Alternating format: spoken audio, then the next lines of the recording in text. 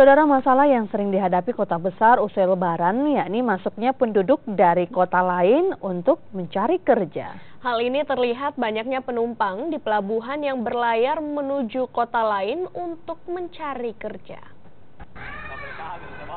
Puluhan penumpang yang terlihat di Pelabuhan Soekarno-Hatta ini merupakan penumpang dengan tujuan ke beberapa kota di Indonesia yang berasal dari Nusa Tenggara Barat. Tujuan mereka yakni ingin mengadu nasib di kota lain. Seperti yang dilakukan oleh salah satu penumpang ini, ibu satu anak ini telah menunggu di pelabuhan bersama suami dan anaknya untuk mengadu nasib ke kota Balikpapan. Sudah berapa jam menunggu di seharian? Sudah 1 hari ini. Kapalnya berangkat kapan? Besok. Kalau ini ke Balikpapan sendiri tuh tujuannya mudik atau apa ini, Kak? Kerjaan. Oh, cari kerja ke sana di?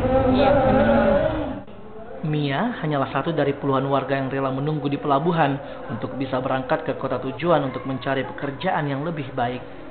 Daya tarik pekerjaan kota memang terkadang membuat warga desa memilih berpindah ke sejumlah kota besar di Indonesia dengan harapan bisa mendapat kehidupan lebih baik di kota besar.